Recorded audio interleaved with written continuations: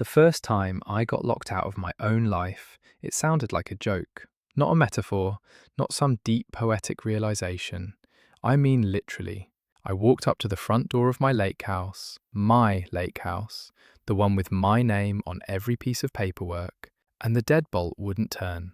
By the way, hey, my name's Leo, and this is the story of how my family stole my lake house, locked me out, and how one phone call made them regret everything. It was late when I pulled up that night, Friday, early autumn, the kind of evening where the lake swallows the sky and spits it back as ink.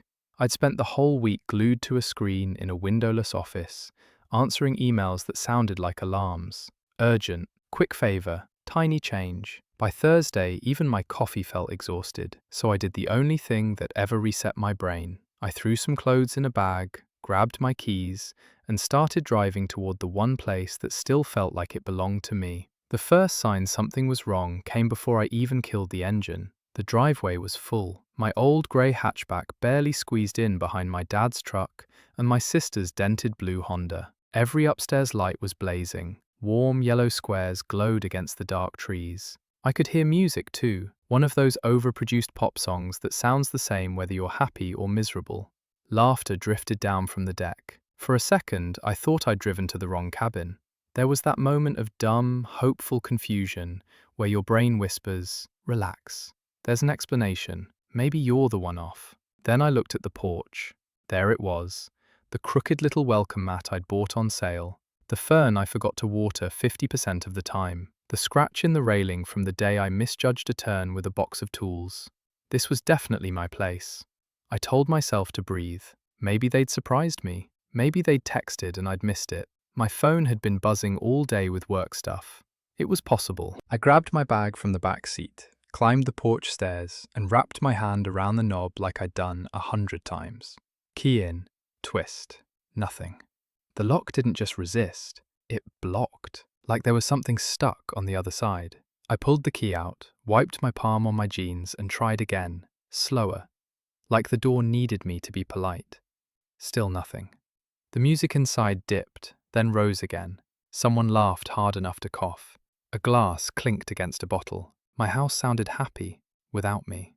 I knocked. Not a timid knock either. The kind that says, "Hey, I live here." Footsteps. A pause. The lock clicked. The door opened. Barely. Maybe 2 inches. Jenna's face slid into view, eyes lined in perfect black, hair curled like she'd come straight off an Instagram story. She was holding a red plastic cup and a half smile that said she'd already decided how this conversation was going to go. "Leo," she said, like she'd just remembered I existed. "Wow, you're here." "Yeah," I said slowly. "At my house." She glanced over her shoulder. I could see past her into the living room. My couch, my thrift store coffee table, people I barely recognized sprawled everywhere.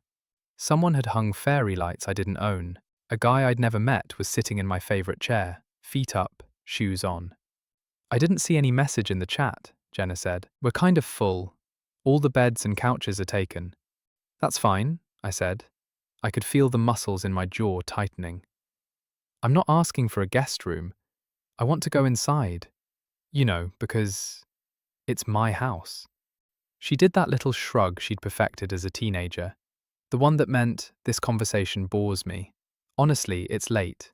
You look tired. Just crash in your car tonight. We'll be gone Sunday anyway." She took a sip from her cup. "We'll talk about it later, okay?" And before my brain finished forming the words, "Are you serious?" she closed the door. The lock clicked again. I stood there with my key still in my hand, staring at the wood grain like maybe it would apologize. The porch light hummed above me. Through the thin curtains, someone lifted a beer and yelled, "To free vacations!" Everyone laughed. Free. Yeah, free for them. A dog barked down the road. A neighbor I'd chatted with once, guy with a golden retriever and a permanent sunburn, walked by and gave me a friendly nod, his eyes skating over my overnight bag like he couldn't quite place what was wrong with the picture. I managed a weak smile. "Nothing to see here, folks. Just the homeowner locked out of his own front door." I tried the handle one more time, even though I knew it was pointless. The metal was warm under my fingers. Inside, someone turned the music up. The bass thumped through the floorboards, right into my chest. I could have pounded on that door. I could have shouted, called Jenna every name I'd swallowed over the years, made a scene big enough for the entire lake to hear. Instead, I just stood there, eyes burning, and whispered the question that hurt the most. How did we get here? Not the physical here, not the porch. The dynamic. The one where my family felt so entitled to what I'd built that they could treat me like an intruder. After a minute that felt like an hour, I walked back down the steps. Gravel crunched under my shoes. My keyring jingled softly with every step. Each little clink a reminder that it might as well have been a toy. I slid into the driver's seat and shut the door. Instant muffled world. The house's laughter faded to a dull rumble. My own reflection stared back at me from the windshield. Tired, confused, angrier than I wanted to admit. My phone lit up in the cup holder. Family group chat. Old memes, grocery pictures, a selfie from my mum with the caption, "Weekend away, so blessed." In the background of that photo, I could see my kitchen cabinets. They hadn't just borrowed my house, they'd moved into it like it was theirs. I swallowed hard, thumb hovering over the call icon. Mum? Dad? Jenna? I didn't even know who I would have called that wouldn't have turned everything into a guilt trip. Instead, I put the phone face down and leaned my head back against the seat. The thought that arrived was quiet, almost embarrassed to be there, but once it showed up, it refused to leave. If they can lock you out of the only place you've ever had to yourself, what else are you letting them lock you out of? Sleep, peace, self-respect. I didn't know it yet, but that night on the driveway was the first time I realized something important. This wasn't a misunderstanding. It wasn't just family stuff. It was a line being crossed in bright neon paint. And it was the night I started thinking about a different kind of key. Not the one in my hand, the one number in my phone I'd never had the courage to call, until everything finally snapped. If that night on the porch was the moment everything snapped, the truth is, it didn't start there. You don't go from family group selfies to sleep in your car outside your own house overnight. That kind of thing builds in layers, tiny little "it's no big deal" moments that add up until suddenly you're standing in a driveway wondering when you became a side character in your own life. So, let me rewind a bit. Long before there was a lake house, there was a 2-bedroom apartment that shook every time the neighbor's washing machine hit spin cycle. I worked help desk back then, headset on, fake smile in my voice, walking people through turning their routers off and on again, like I was guiding them through a spiritual journey. I'd sleep with my laptop open on the nightstand, because the only way to get ahead was to be the guy who always answered, always fixed, always picked up the tickets no one else wanted. At some point, I just slid that same energy onto my family. It started small. My mum called one afternoon while I was elbow deep in error logs. "Sweetheart, the power company messed something up," she said. "We're a little behind, but it's just a misunderstanding. Could you spot us this one bill? I'll pay you back next week." The bill was $180. I sent it without thinking. Next week turned into next month, then into never. But I told myself, it's fine. That's what kids do when their parents are struggling. Then my brother texted, "Hey man, landlord's being a jerk. I'm short on rent by like $400. I just need a bridge till I'm settled at this new job." I sent that too. The new job lasted 3 months. The bridges kept getting longer. Jenna's version was more subtle. She never asked. She just folded herself into the assumption that anything I had was ours. If I bought a new phone, she'd tilt her head and say, "Must be nice," like it was a crime to treat myself. If I grabbed the check at dinner, she'd roll her eyes and tell the waiter, "He insists. It makes him feel important," as if generosity was some kind of ego trip. The funny part? I helped build that dynamic. When I got my first promotion, tiny raise, bigger title, I took everyone out to a chain steakhouse. Dad ordered the most expensive thing on the menu and tapped the laminated page with a grin. "My boy's a big shot now," he said. "We're upgrading." The waiter asked, "Separate checks or together?" I said together so fast you'd think I was protecting state secrets. That became the template. Leo pays. Leo helps. Leo will figure it out. Somewhere in there, I realized I needed a place where none of that followed me. Not a vacation, just a place that didn't ask anything from me when I walked through the door. That's how the lake house started. When I was a kid, we used to drive out to a public lake an hour away with a cooler full of sandwiches and off-brand soda. We'd sit on itchy blankets and watch other people's boats cut tidy lines through the water. I remember saying once, "I wish we had a place like that." And my dad laughed. "Those places are for rich people, kiddo. We're day visit folks." He didn't mean it cruelly. It was just a fact in his mind. So years later, when a real estate listing popped up in my email with the subject line, "Rustic cottage near lake, needs TLC," something in me sat up straight. The photos were terrible.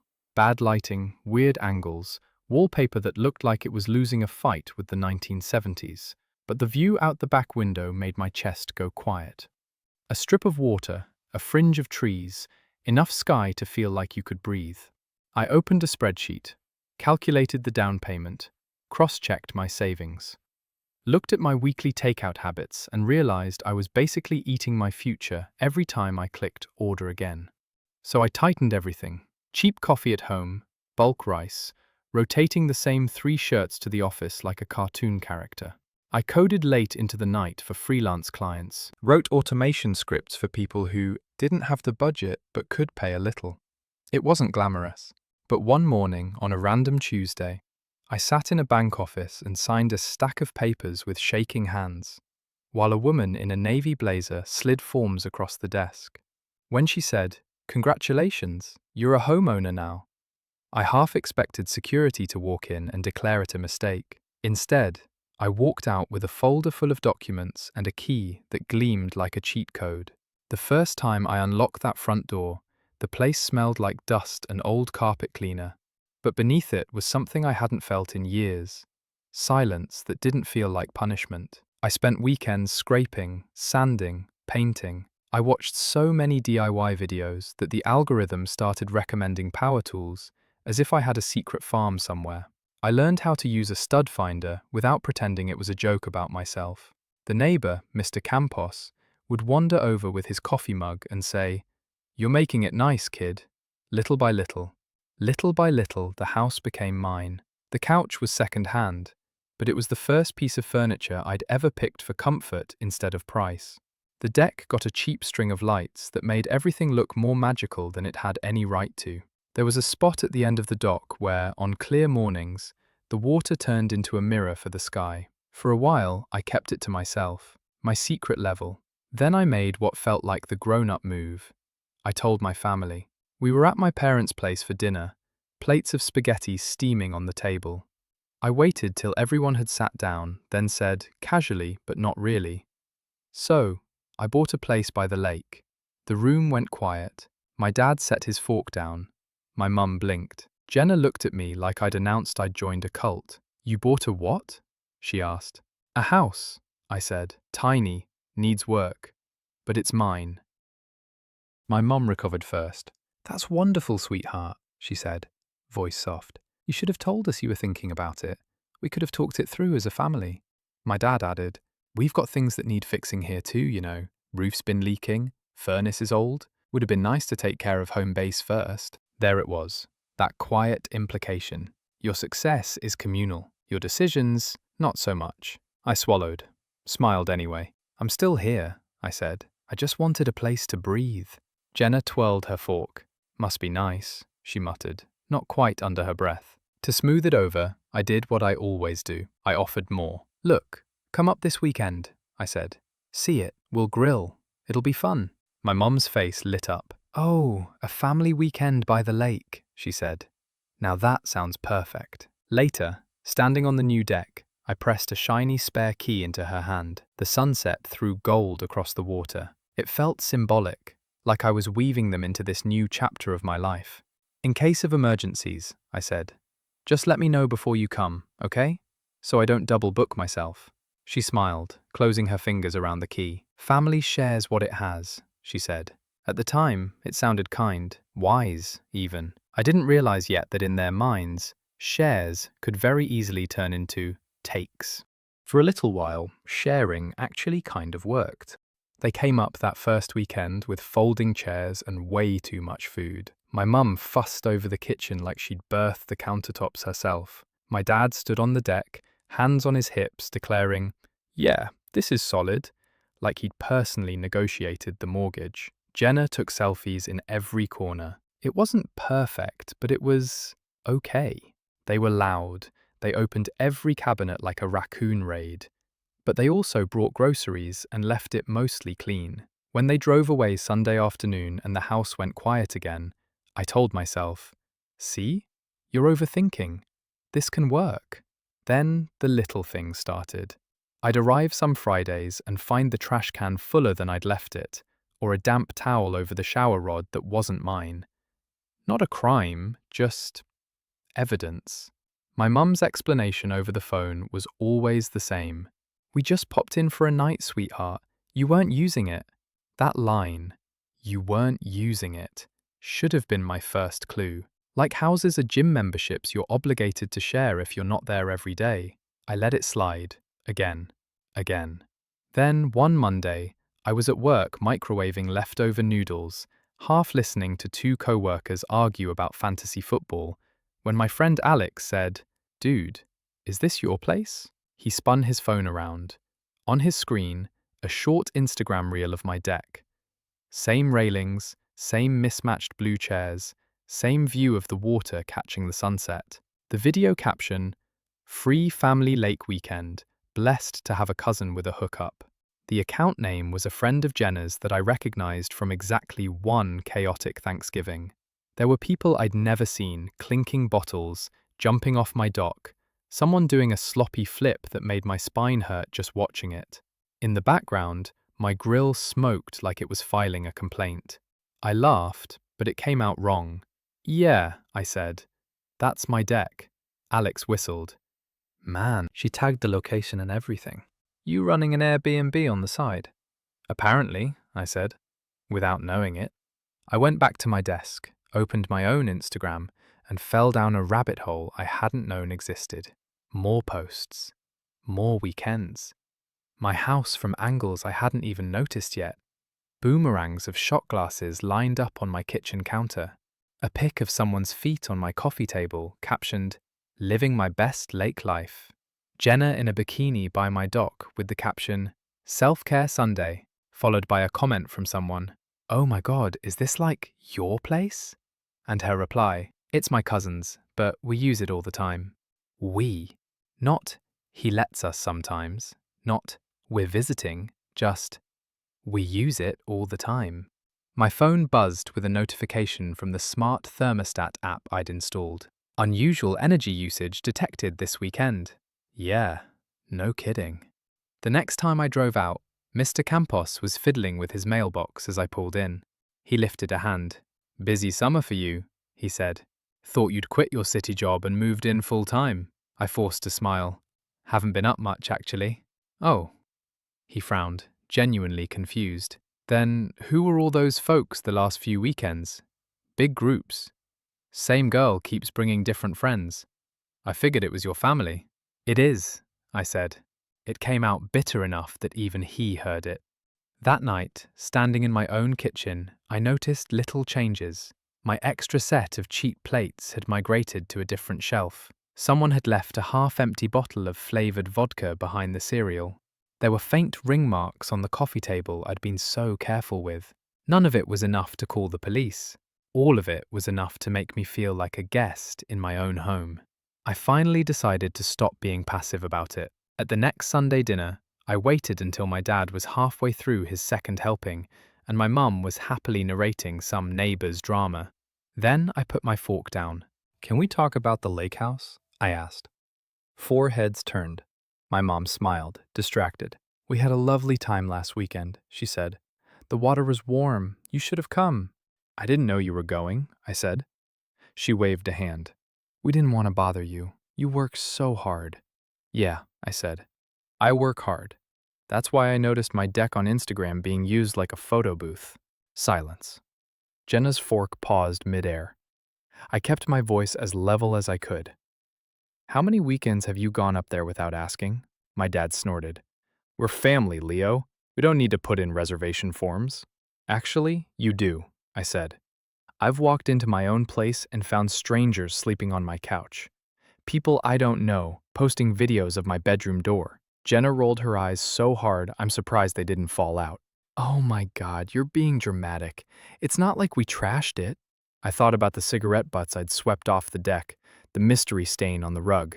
I pushed my phone across the table, open to one of the party videos. You left beer bottles in the yard. Someone broke a lamp. My neighbor thought I'd turned the house into a hostel.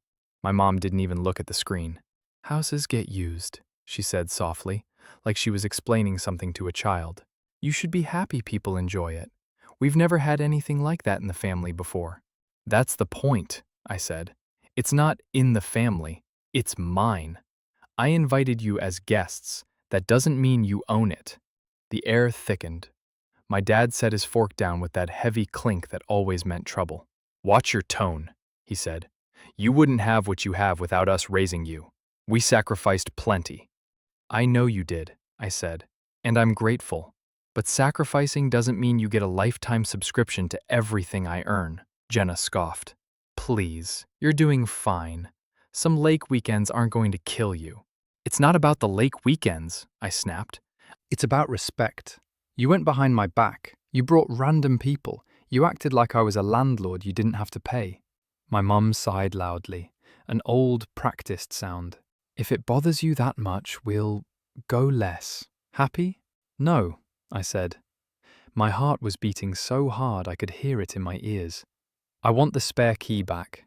That hit differently. She blinked.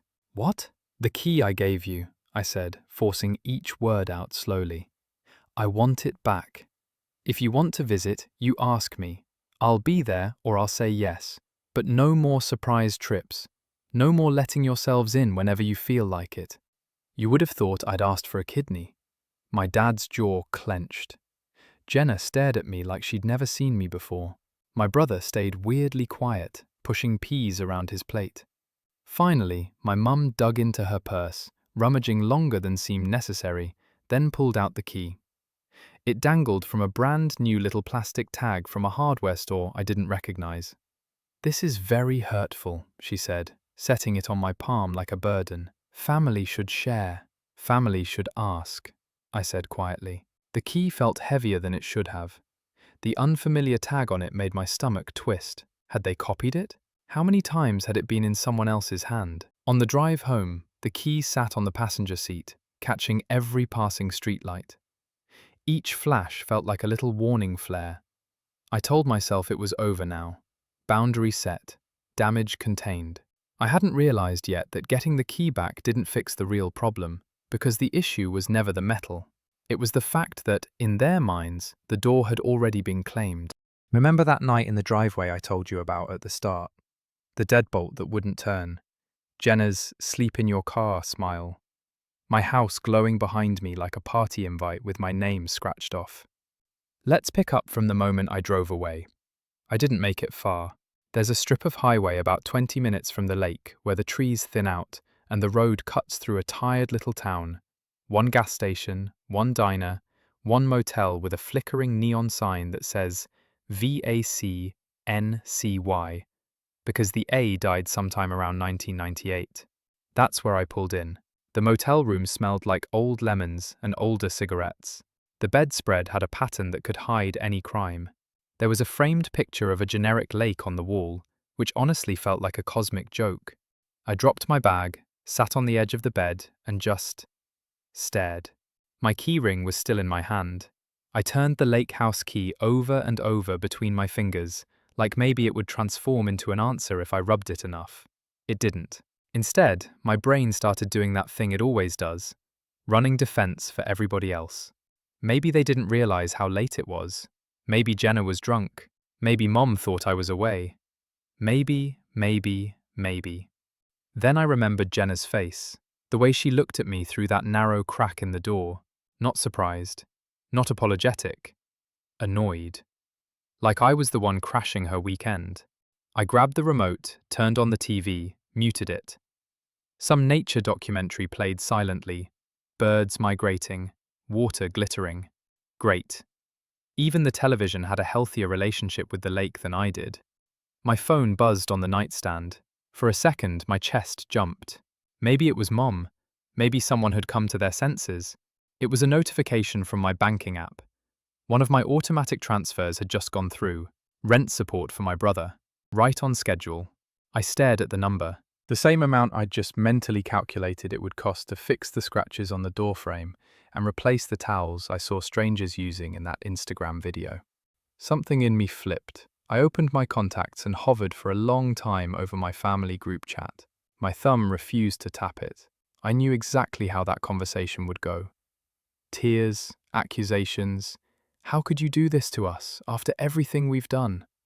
Somehow ending with me apologizing. I backed out and scrolled instead to a different name. Nate. Call if it ever gets too much.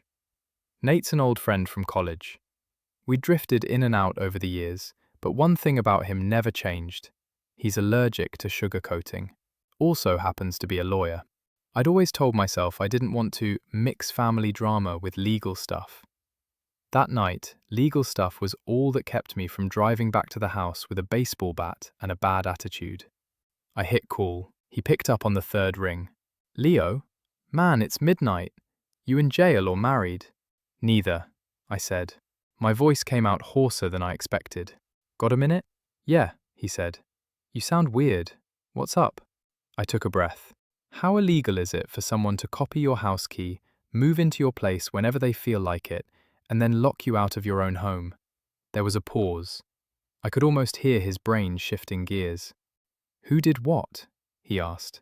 My family, I said. They've been using my lake house like a free resort. I confronted them, took the spare key back. Tonight I showed up, and they're all inside with their friends, having a party.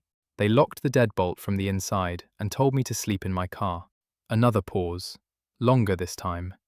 Okay, Nate said slowly. First, I'm sorry. That sucks. Second, you own the house outright, yeah? Deed in your name only? No co-owners, no trusts? All mine, I said. I have the mortgage and the lower back pain to prove it. I heard him sigh. Then this isn't family drama. This is trespass. At best, it's disrespect. At worst, it's them gambling that you won't do anything because you're scared to look like the bad guy. I laughed, but it sounded broken. I mean, I am scared to look like the bad guy. That's what they're banking on, he said. Listen, I can't be your formal lawyer over the phone like this, but I can tell you what I'd tell any client. You need to set a boundary with teeth. Teeth, I repeated, staring at the sad motel art. Okay, what does that even look like? Couple things, he said.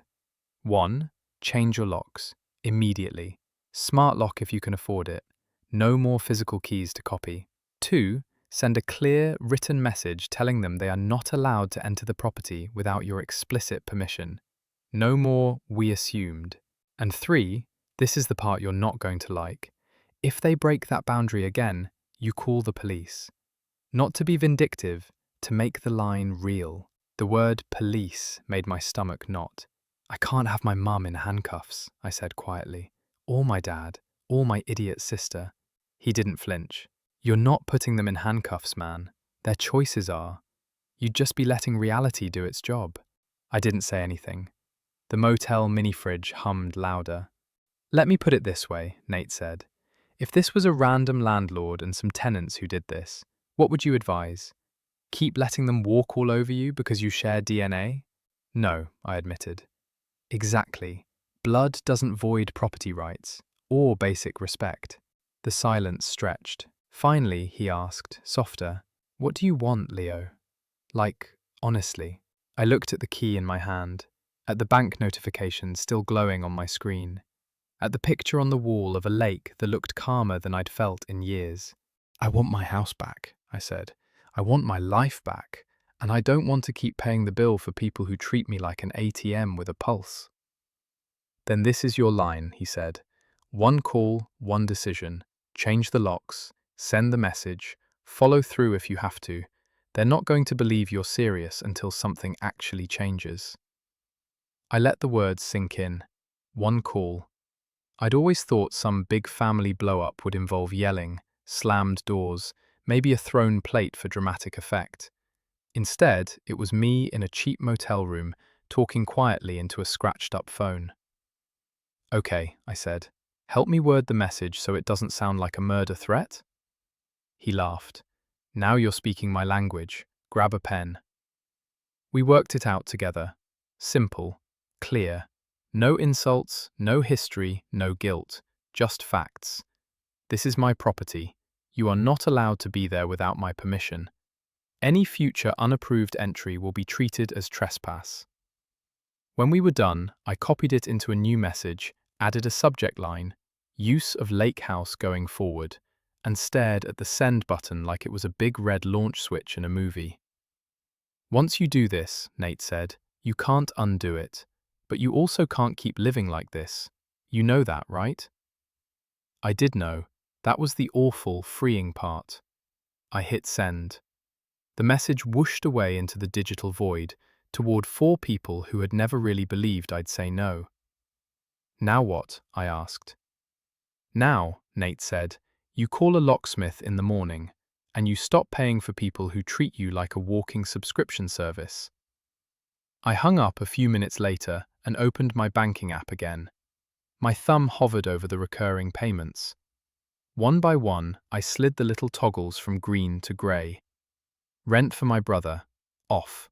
Utilities for my parents, off. Fun money transfers to Jenna, off. Each click felt less like an explosion and more like turning off a faucet that had been leaking for years. That night, for the first time in a long time, I fell asleep not planning how to fix everyone else's mess. I was planning how to finally clean up my own. Morning in that motel hit like a hangover without the fun part. The neon sign outside my window was still buzzing, my back ached from the mattress, and for half a second I had that disorienting thought. Maybe last night was a weird dream. Then I saw my keyring on the bedside table and remembered.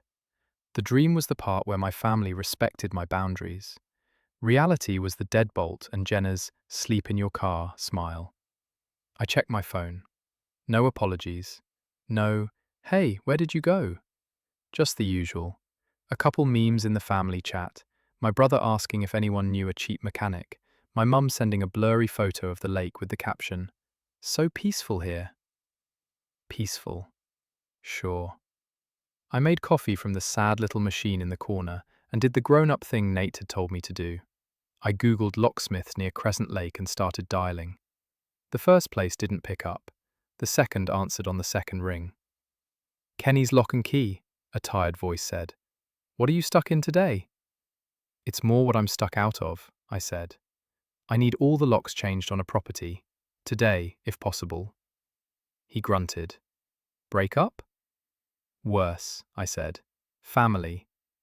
That got a laugh. "Ah, say no more. Text me the address. I'll be there in a couple hours." Driving back to the lake house felt different that morning. Less like running towards safety, more like heading to the scene of a crime I still hadn't fully accepted had happened. Their cars were gone. The driveway looked normal again. The house sat there like nothing was wrong, like it hadn't watched me stand on the porch the night before while strangers cheered with my glasses in their hands. Inside, though, it told the truth. Half-empty beer bottles on the counter, a wet ring on the coffee table. Someone had left a swimsuit draped over the back of a chair. My throw blanket was bunched up on the floor like it had been used as a cushion for something that definitely wasn't Netflix. I walked through each room quietly, taking pictures. Not for revenge, just so the next time someone tried to claim I was overreacting, I had more than my word. Kenny showed up in a white van with a missing hubcap and an impressive moustache. He took one look at my face and said, "Yeah, you look like a man who needs new locks and maybe a vacation." "Trying to create one," I said. While he worked, unscrewing plates, swapping cylinders, installing a keypad deadbolt on the main door, we made small talk. I told him just enough. "People think keys are just metal," he said at one point, holding up the old one. "But they're trust. When someone copies this without asking, They're not just opening a door, they're telling you what your no is worth. What's mine worth? I asked. He dropped the old key into my palm.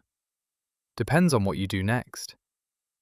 By the time he left, I had new locks on every exterior door, a keypad system with a code only I knew, a quote for a video doorbell I ordered on the spot from my phone. I stood on the porch after he drove away, the house suddenly feeling quieter. Not empty, just mine again, in a way it hadn't for months.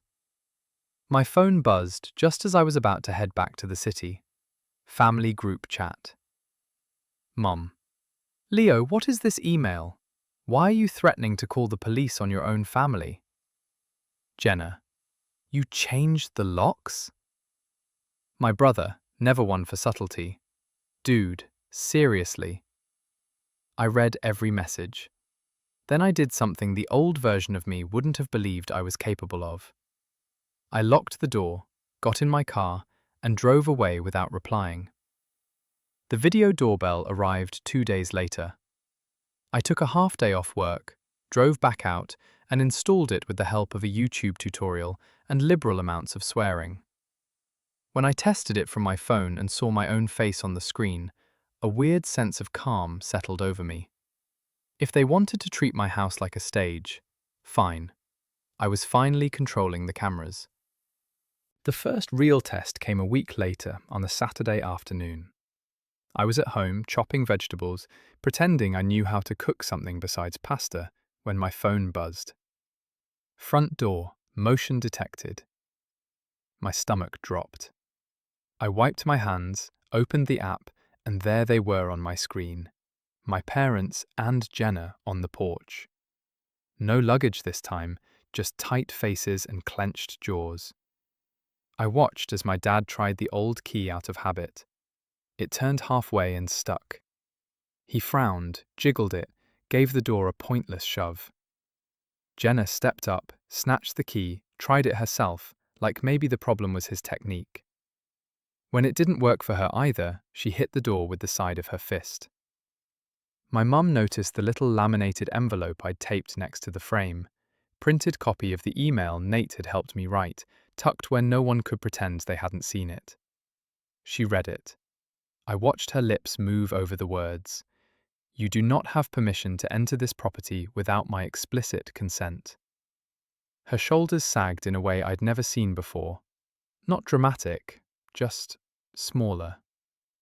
My phone lit up with an incoming call. Mum, then Jenna, then Mum again. I let them ring out. For once, I didn't feel like a monster.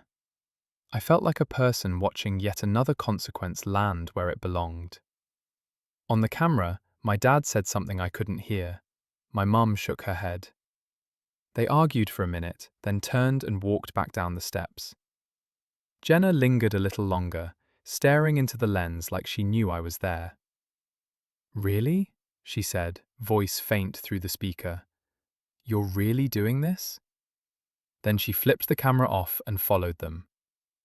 The want to hit talk and unload 10 years of swallowed sentences was strong. The want to say nothing was stronger. A few days later, my mum texted. We're having a family dinner Sunday. We need to discuss this. Please come. Old me would have read that as a summons. New me read it as an invitation I was allowed to decline. I went anyway. Not to be scolded, to say things out loud. We sat around the same table where I'd first told them about the lake house. No one reached for the bread. My mom started. We feel, she said, like you've abandoned us. I took a breath. I haven't abandoned anyone, I said.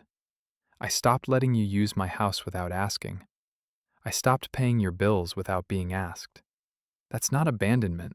That's basic adulthood. My dad bristled. You wouldn't have any of this without us. We raised you. We supported you. And I'm grateful, I said. I always have been. That doesn't mean you get lifetime access to my bank account and my front door. My brother stayed quiet, eyes on the table. Jenna crossed her arms so tight it looked uncomfortable. "It was just the house," Mom said. "We weren't hurting anyone." "Except me," I said. "You locked me out of my own place and told me to sleep in my car. You turned the one quiet spot I had into your party spot. You invited strangers, and when I asked you to stop, you did it again." No one had a quick comeback for that. I pulled my phone out, scrolled to the documents Nate had made me save, screenshots of transfers, dates, captions on posts. I didn't wave them in anyone's face. I just set the phone on the table, screen lit. "This isn't about a one-off mistake," I said. "It's a pattern. I helped for years. Rent, utilities, emergencies that somehow kept happening every month. I'm not angry about helping. I'm angry that you started to treat it as owed." My brother finally spoke up. "So what, you're just cutting us off?" "I'm cutting off the part where you treat my work like a vending machine," I said. "You have jobs. You have options. I've been acting like the only thing standing between you and disaster, and that's not actually true. You're adults." My mom's eyes filled with tears. "You'll regret this when we're gone," she whispered. "Maybe," I said. "But I regret every time I told myself my comfort didn't matter as long as everyone else was okay. This is me trying something different." We went in circles for a while. Guilt, appeals to family, half apologies wrapped in accusations. At one point, Jenna snapped, "You care more about that stupid house than us."